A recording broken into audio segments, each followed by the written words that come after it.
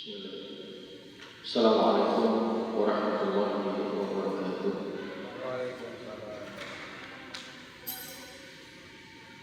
Ahmaduka rabbi wa ashkuruka.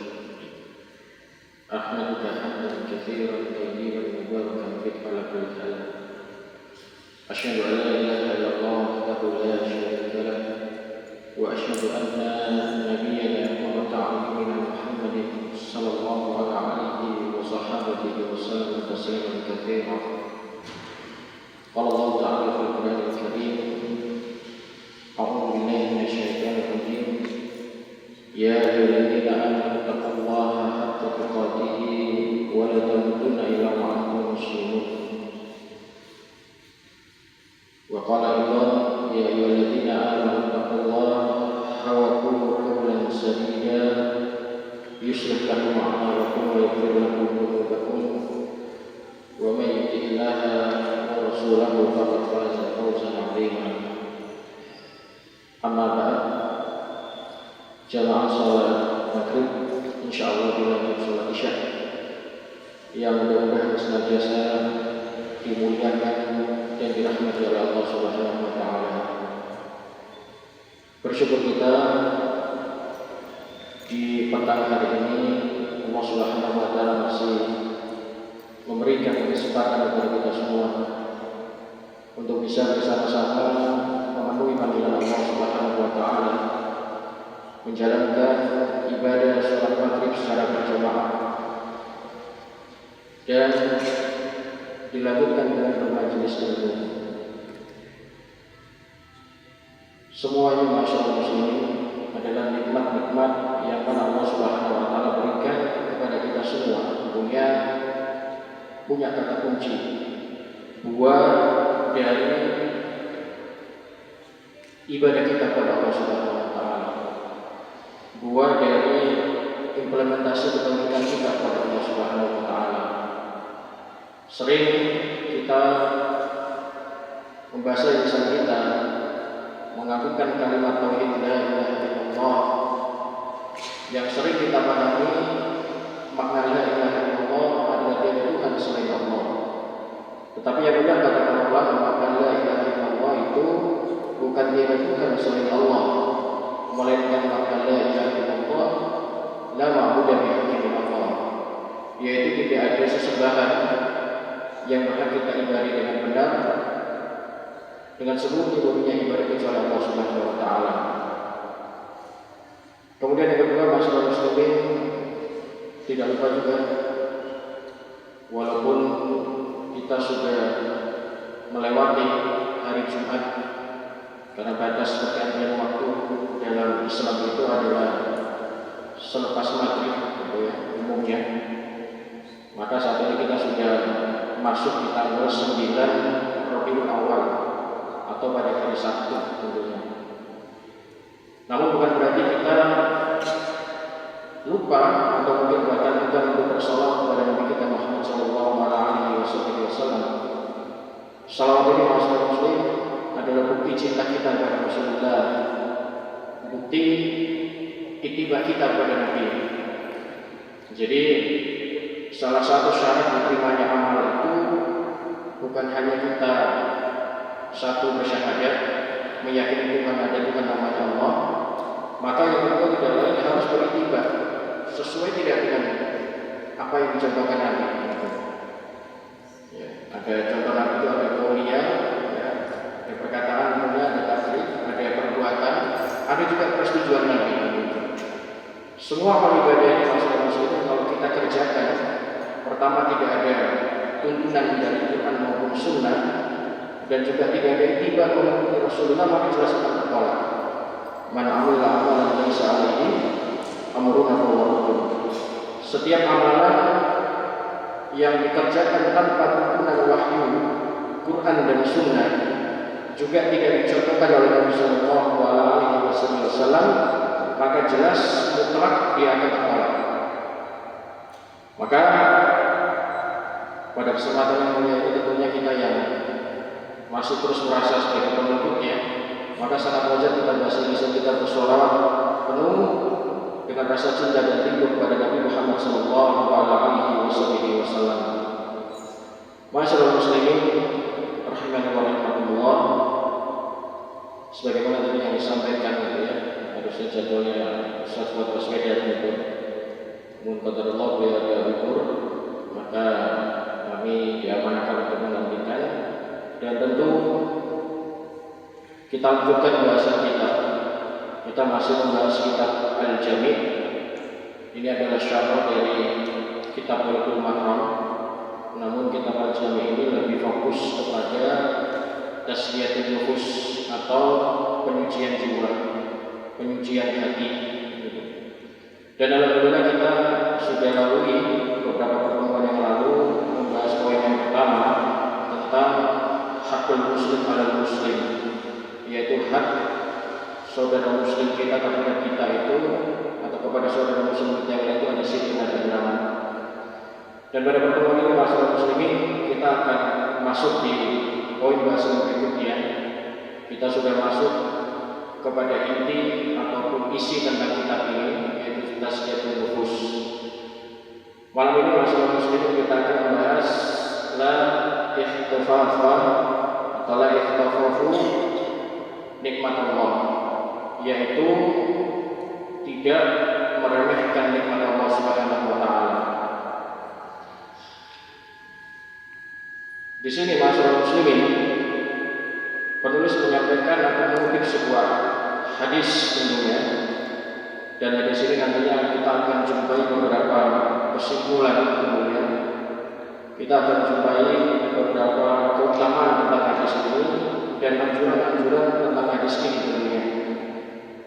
Salah satunya adalah hadis yang diangkat dari sahabat yang mulia Abu Hurairah radhiyallahu anhu, bahwa Rasulullah sallallahu alaihi wasallam bersabda, "Undur illa man huwa asfala minkum." Lihatlah orang yang berada di bawah kalian dalam urusan dunia. Wala tandur illa man huwa fawqakum. Dan janganlah kalian melihat orang yang berada di atas kalian. Fahuwa ajdaru ala tasdaru nikmatullahi alaikum. Karena hal itu lebih patut masyarakat muslimin agar kita tidak meremehkan nikmat Allah yang telah diberikan kepada kita. Dari sini muttafaqun alaih, diriwayatkan oleh Al-Imam Bukhari di nomor 6490 dan dalam Sahih Muslim di nomor 2963. Baik, kita akan kupas satu persatu masalah muslim tentang kandungan hadis ini. Kalimat hadis ini yang pertama adalah undur ila man huwa asfala minkum. Kita dianjurkan oleh Nabi sallallahu alaihi wasallam, bahkan dijadikannya oleh Nabi sallallahu alaihi wasallam sebagai tolak ukur kita. Kalau kita hidup di dunia ini, maka lihatlah orang yang berada di bawah kita. Kalau kita diberikan kesempatan oleh Allah Subhanahu wa taala, kenikmatan oleh Allah Subhanahu wa taala, jangan pernah melihat orang yang ada di atas kita dalam urusan dunia. Karena sejatinya Allah Subhanahu wa taala itu sudah memberikan kenikmatan, apapun jenis nikmat itu maksud muslimin, maka Allah sudah tahu kadar dan ukuran yang akan diberikan pada seorang hambanya.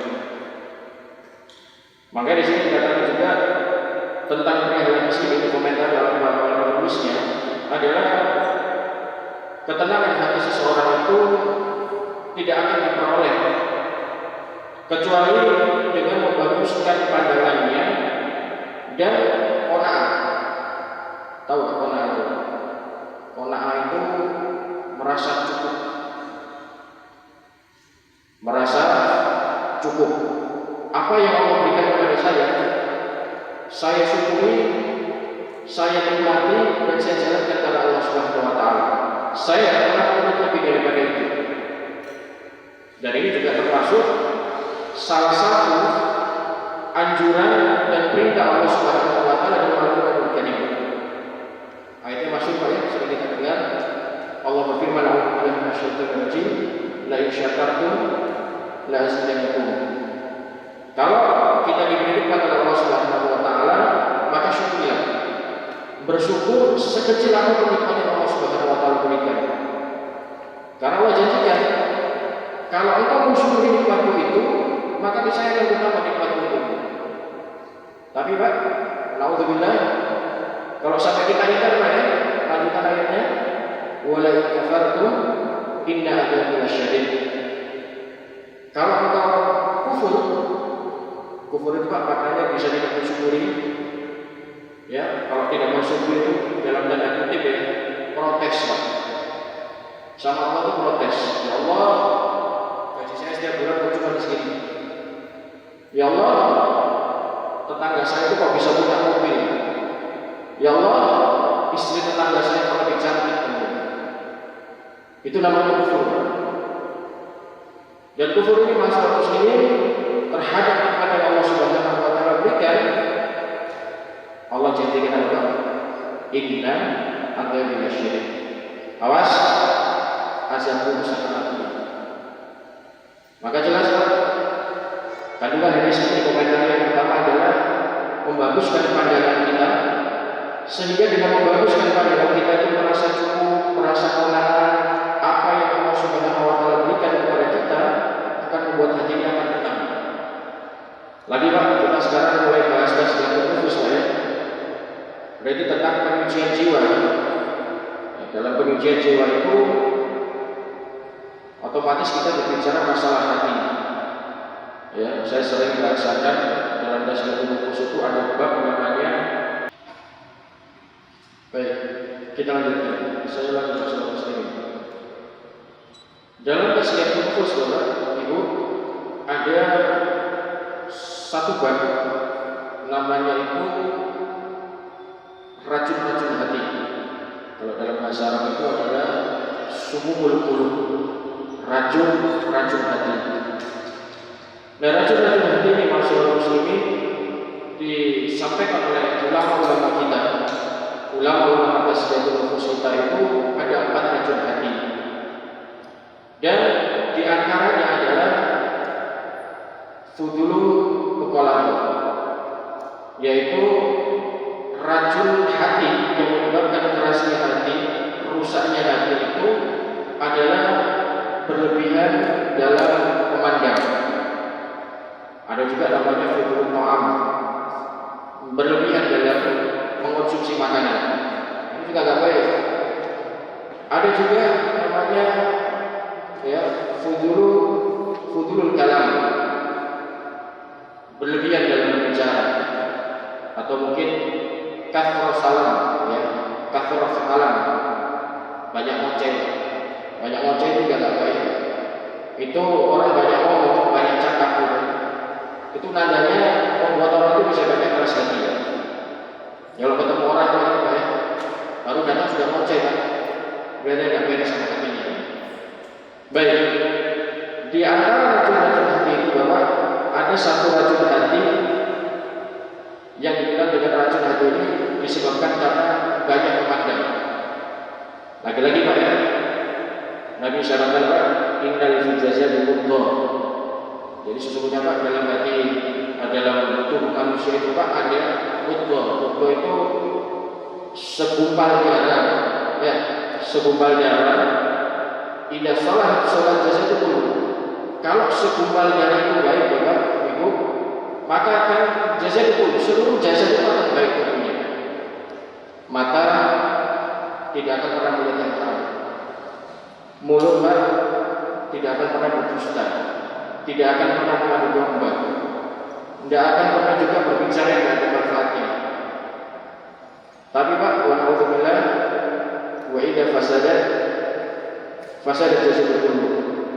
Kalau segumpal darah itu Pak buruk, fasada jasad kullu, maka seluruh Pak jasad itu akan buruk.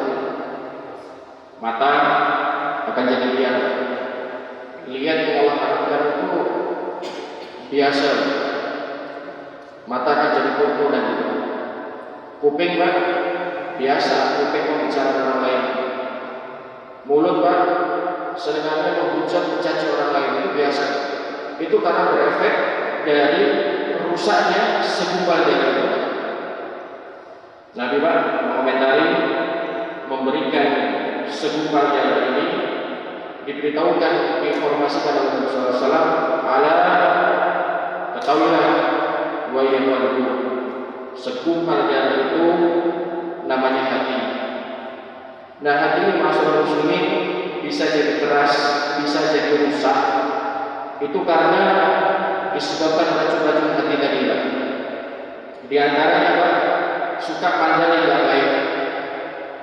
Sebagaimana kita kaji saat ini masalah muslimin, lihat tetangga kita punya sesuatu yang lebih dari kita, diberikan nikmat oleh Allah Subhanahu wa taala, tidak akan pernah bisa merasa tenang. Nanti Pak, dari situ timbul syubhat Pak. Tahu syubhat Pak? Syubhat itu remang-remang. Jadi suka dibisik kita dalam telinga kita juga. Nanti kalau sudah kita iri Pak, sama tetangga kita punya sesuatu yang lebih itu, setan masuk dalam telinga kita. Ibu duitnya teman di, bisa tuku mobil duitnya teman di. Itu syubhat, itu setan. Jadi kerasnya hati, rusaknya itu Pak, disebabkan karena racun hati. Setelah kena racun hati tadi Pak, timbul namanya syubhat. Dan syubhat itu subhanallah luar biasa, banyak sekali. Ada syubhat ya masalah akidah. Oh jangan kira nggak ada. Ada syubhat masalah akidah. Apa Pak? Antum sholat, panjenengan sholat 5 waktu puasa Ramadan, tapi percaya dukun. Itu syubhat. Jangan merasa yakin ada Tuhan namanya Allah, tapi giliran susah minta perintah sama dukun. Itu namanya syubhat masalah akidah.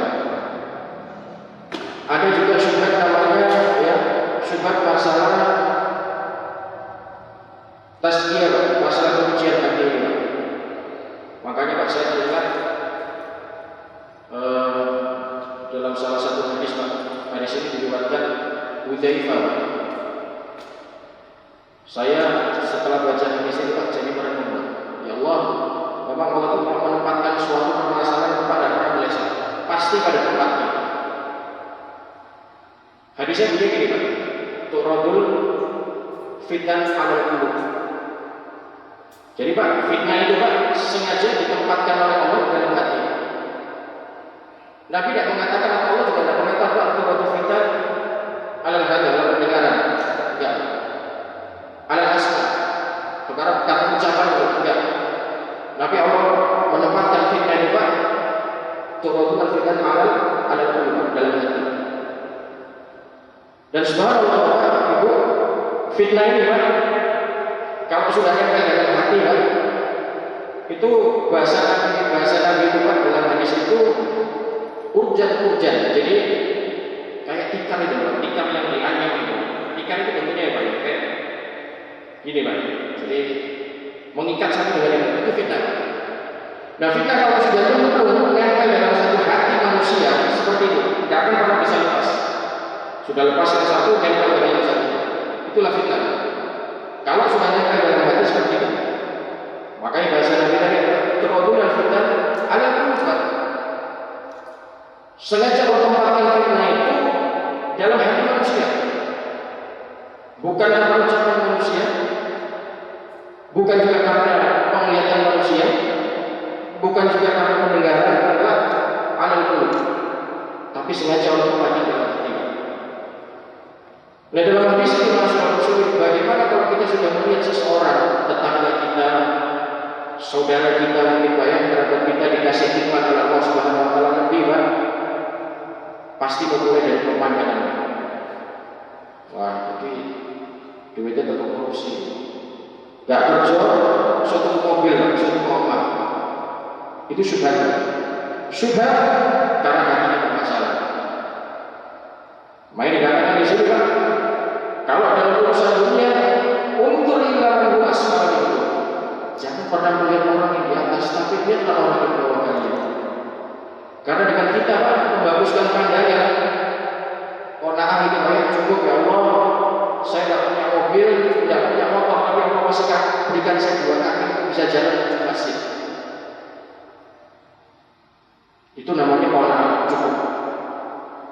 Saya nggak punya kendaraan, saya bisa jalan menuju rumah Allah. Itu maknanya orang cukup. Tidak pernah dia fokus dengan orang yang di atas dalam urusan dunia. Itu masalahnya. Makanya bahasa Nabi sudah tahu 1400 tahun yang lalu. Tolak ukur umatmu ini kebanyakan kalau urusan masalah nikmat dunia itu yang bilang orang di atas. Lah, tapi mengingatkan apa? Untuk bilang pada dua sebarang itu. Lihat orang di bawah. Jangan pernah melihat orang di atas. Sampai kapan kalau urusan dunia Ibu melihat orang di atas kita terus. Kita sudah dapat penyampaian lagi terus. Tidak akan pernah merasa cukup. Makanya kita misalkan coba lihat orang yang ada di bawah.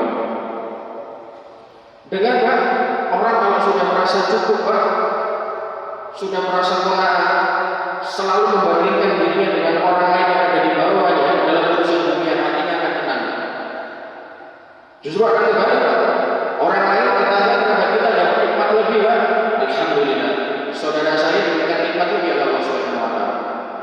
Dengan syukurnya kita mendoakan saudara muslim kita itu justru Allah akan berikan nikmat kepada kita. Itu tanda hati kita sudah qanaah dan merasa cukup terhadap nikmat Allah Subhanahu wa taala. Ini komentar pertama Pak, kandungan yang bisa kita ambil. Bahwa kalau dalam urusan dunia jangan pernah melihat orang yang ada di atas kita, tapi lihatlah orang yang ada di bawah kita. Kemudian kita masuk dalam lanjutan hadis ini. Di komentar yang kedua masalah muslimin. Dalam hadis ini Nabi Sallallahu Alaihi Wasallam memberikan jalan, sudah memberikan gambaran kepada kita. Kalau kalian ingin hidup tenang, hidup merasa dicukupi oleh Allah Subhanahu wa taala, maka poin yang paling utama adalah ridho terhadap keputusan Allah Subhanahu wa taala. Bapak, saya pernah menyampaikan dalam satu kajian juga di sini. Tanda hidup kita itu Pak, diberkahi Allah Subhanahu wa taala itu ada 4 Pak. Apalah arti hidup kita ini Pak? Punya jabatan tinggi, punya harta status sosial yang tinggi Pak. Tapi kalau hidup kita diberkahi Allah Subhanahu wa taala, maka kalau begitu yang jadi pertanyaan Bapak Ibu, apa tolak ukur kehidupan kita itu diberkahi Allah Subhanahu wa taala? Saya kumpulkan Pak, setidaknya ada 4 Pak. Tanda hidup kita itu diberkahi oleh Allah Subhanahu wa taala. Dan dalam hadis ini Bapak, kita dianjurkan oleh Nabi tidak perlu cari banyaknya harta dunia, tapi carilah bagaimana Allah berkahi dan Allah ridho kehidupan itu. Apa Pak? Kata para ulama, ingin hidup kita diberkahi oleh Allah Subhanahu wa taala ada 4 Pak. Yang pertama adalah bima yurdi rahman. Tanda hidup kita itu Bapak Ibu diberkahi oleh Allah Subhanahu wa taala. Karena kalau kita sudah merasa cukup, merasa qanaah dengan yang Allah Subhanahu wa taala berikan, maka kita sudah naik level lagi, tingkat lagi. Apa itu? Mencari berkat Allah Subhanahu wa taala. Yang pertama Pak, kalau hidup kita ingin diberkahi oleh Allah Subhanahu wa taala adalah bima yurdi rahman. Adalah bagaimana kehidupan kita ini Bapak? Kehidupan kita ini, posisi kita ini, bahkan jalannya antum semua Pak dari rumah ke sini saat ini, sholat maghrib berjamaah, sholat maghrib lanjut sholat isya, tanyakan, sudah tidak hidup kita itu Pak diridhoi oleh Allah Subhanahu wa taala? Itu tanda berkahnya hidup kita. Kalau kita beribadah Pak, datang kepada Allah Subhanahu wa taala saat ini Pak, diridhoi oleh Allah Subhanahu wa taala, ingat disitulah berkah Allah akan keluar. Jadi jangan merasa bangga, saya sudah 60 tahun misalkan itu Pak ya, sholat jungkir jempalik gitu Pak ya, tapi ternyata sekarang sholat kita masih asal-asalan, berarti sholat kita belum diridhoi oleh Allah Subhanahu wa taala. Jangan merasa kita ahli amal sholat, ahli bersedekah, tapi sudah bangga dengan amal yang kita kerjakan, belum tentu. Tanda sedekah kita itu diberkahi Allah Subhanahu wa taala. Tanya sedekah yang kita keluarkan itu sudah belum diridhoi oleh Allah Subhanahu wa taala? Saat ini Pak, kita juga kerja Pak ya.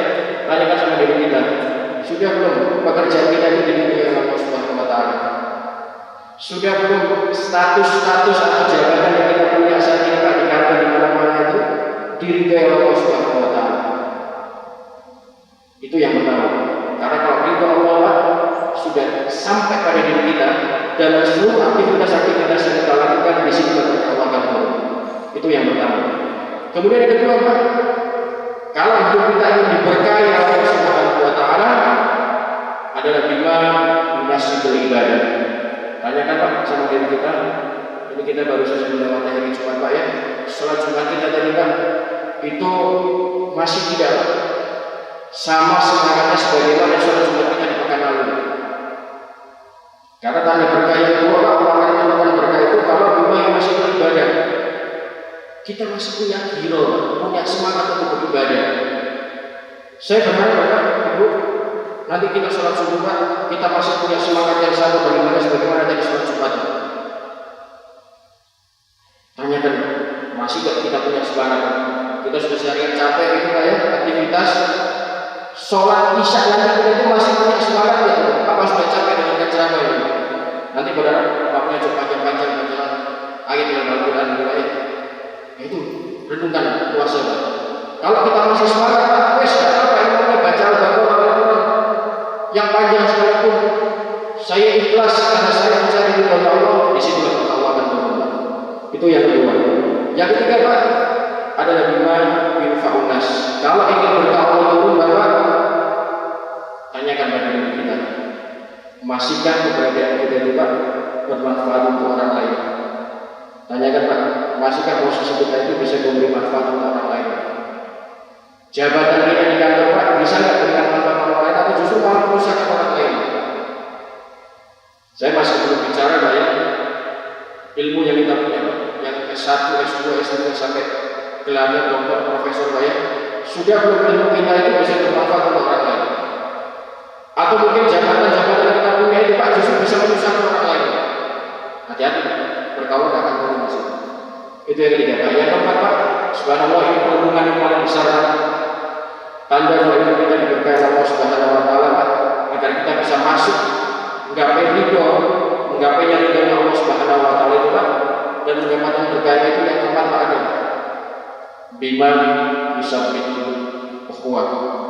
Tanda Pak, hidup kita itu diberkahi Allah Subhanahu wa taala Pak, adalah kita senantiasa memperkokohkan tali silaturahmi persaudaraan antara kita. Saya sering bahasakan ini Pak. Kita mungkin Pak tadi maghrib Pak ya, sama-sama sholat berjamaah, mengaminkan ya bacaan Al-Quran imam bersamaan juga Pak, ruku bersama, sujud bersama Pak. Tapi nanti keluar dari masjid ini Pak, nggak tegur sapa Pak.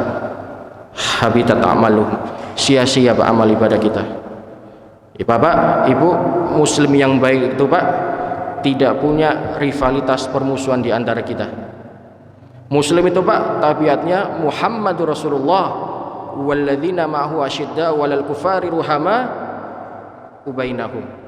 Tabiatnya seorang Muslim itu Pak saling menyayangi Pak.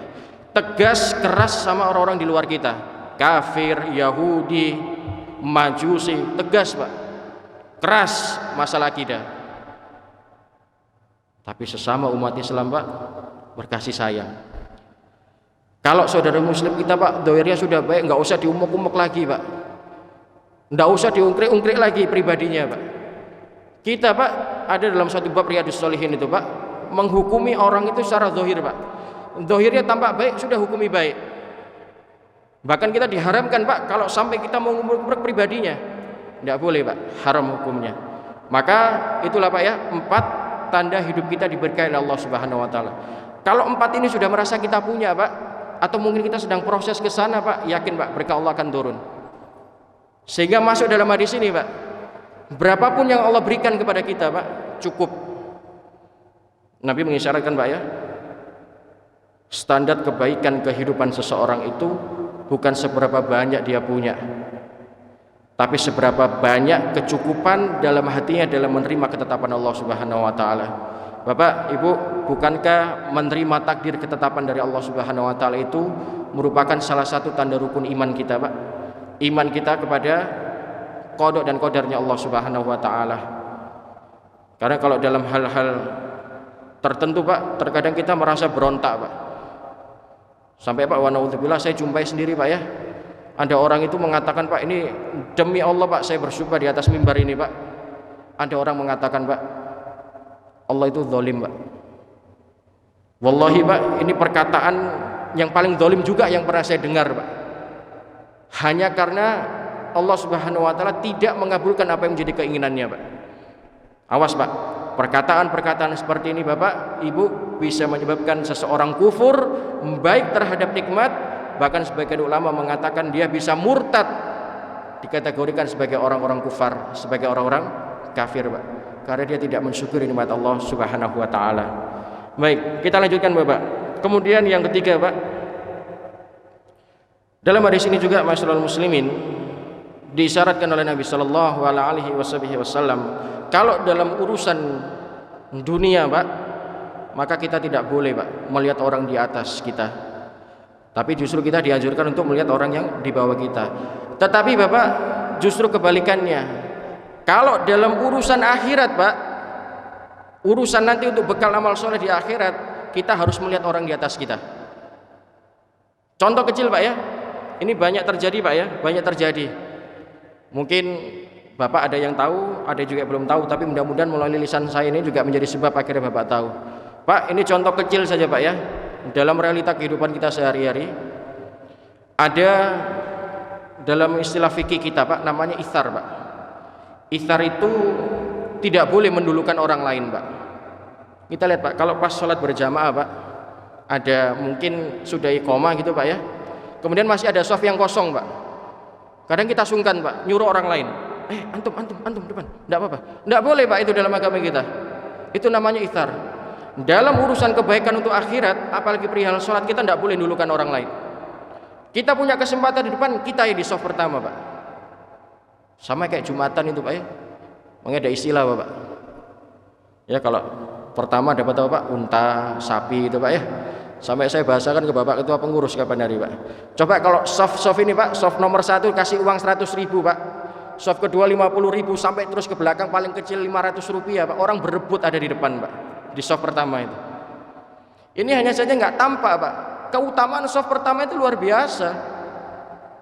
Tapi orang, Pak, antum di depan, saya di belakang aja. Jangan, Pak. Kita bukan askar yang ada di Mekah dan Madinah, Pak, untuk menjaga orang-orang sholat. Enggak, Pak. Ini dalam ibadah, Pak, urusan akhirat harus kita lebih utama, Pak.